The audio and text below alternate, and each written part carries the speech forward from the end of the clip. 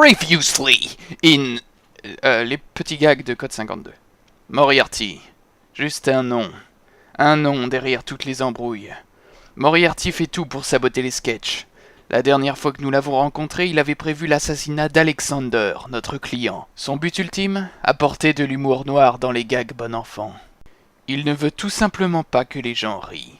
Mon collègue et moi-même avons continué de le traquer après les événements du problème final. Persuadés que nous étions que celui que nous surnommons désormais le clown triste tenterait de se venger. And now, in...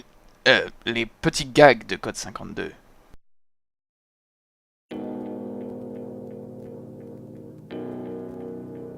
C'est ici. Espérons que cette piste soit la bonne. En tout cas, l'informateur avait l'air sérieux. Bonsoir, nous nous sommes parlé au téléphone. Je suis l'agent et lui c'est l'agent Hey, sympa vos nœuds papillons. Il paraît que vous avez des informations sur Moriarty. Entrez donc. Et qu'est-ce que vous faites dans la vie exactement? J'étais comique, mais c'était il y a longtemps. Maintenant, je suis au chômage. Qu'est-ce qui vous a fait arrêter? C'est une longue histoire. Permettez-nous d'insister. Si le clown triste s'est intéressé à vous, c'est qu'il y a quelque chose dans votre histoire personnelle qui l'a attiré. Ouais, j'ai été viré. Ah bah finalement, elle était pas si longue que ça, cette histoire. Vous pourriez développer un peu plus? Il y a quelques années, tout a changé dans le monde de l'humour. Il y avait comme une main invisible qui remodelait notre monde à son image, qui écrivait des situations au dialogue complexe et capillotracté. Quasiment tout l'humour reposait désormais sur la parole, les jeux de mots, les quiproquos, le comique d'observation, ce genre de choses.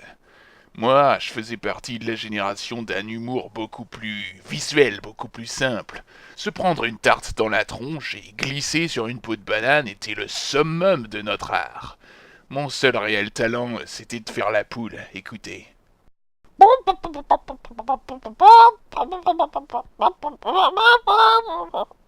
Voilà. Ah oui, quand même. Honnêtement, c'est pas mal, hein. C'est original. Vous dites ça pour me faire plaisir, mais vous savez tout comme moi que ça ne vaut rien. Il fut un temps où un type qui imitait un animal faisait rire les gens, mais maintenant il faut plus. Beaucoup plus, il faut de l'esprit. Allez savoir ce que ça signifie. Vous ne vous êtes pas dit que vous pourriez vous reconvertir? Le numéro de la poule aurait pu devenir, je sais pas moi, le numéro de la poule savante? Non, je suis trop vieux pour ça. Ouais, vous avez préféré faire votre poule mouillée. Vous et moi, nous ne sommes pas du même monde. Moi, je suis un canari. Vous, avec vos costards, vous êtes des pingouins.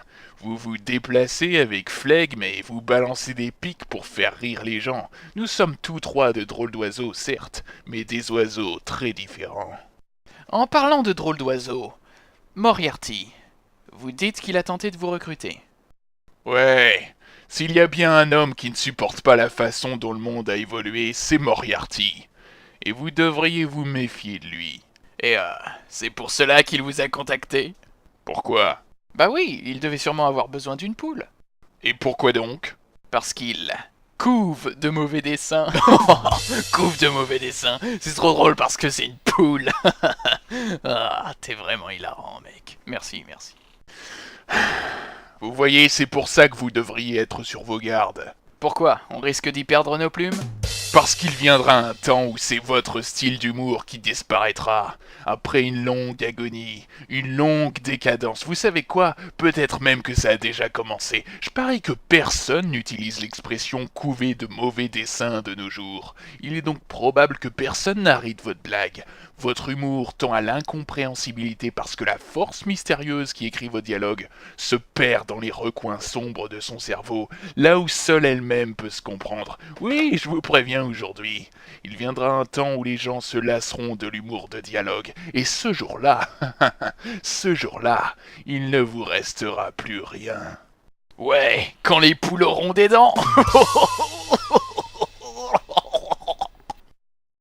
Vous savez quoi? J'aurais peut-être dû rejoindre l'armée du clown triste, finalement. Oh, attendez une seconde, soyons sérieux rien qu'un instant, histoire de faire avancer l'histoire.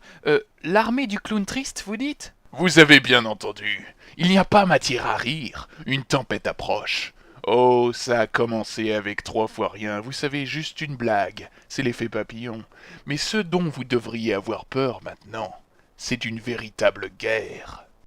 Ouais, c'est ça, et mon fessier, c'est du poulet. Non, attends, écoutons ce qu'il a à dire. Il est vrai que Moriarty avait des adeptes la dernière fois que nous l'avons vu. Moriarty recrute. Il recrute tous les personnages déçus par l'humour. Comment peut-on être déçu par l'humour? C'est impossible. Rire est le propre de l'homme. Ah, pas de ces hommes-là. Oui, mais est-ce que vous avez des noms à nous donner? Comment ça, j'ai des noms? Bien sûr que j'ai des noms, j'ai passé la liste à votre collègue dès votre arrivée. Oh, ok, je faisais semblant de lire pour me donner un air intelligent. Maintenant, vous me dites qu'il y a vraiment des trucs marqués là-dessus. Voyons voir. Collègue, qui s'est joint à Moriarty? Jason Bournet, le commandant Berger, le psychiatre, un certain Mr. Pygeon, et la liste continue. Bon sang, qui sont tous ces gens? Ce sont des personnages. Des personnages qui en ont assez de n'être que des personnages. Leur ambition, leur destin, leur vie entière sont brisés rien que pour le plaisir des spectateurs. Le clown triste prépare une révolution. Exactement. Allons enfants de la patrie, le jour de gloire est arrivé.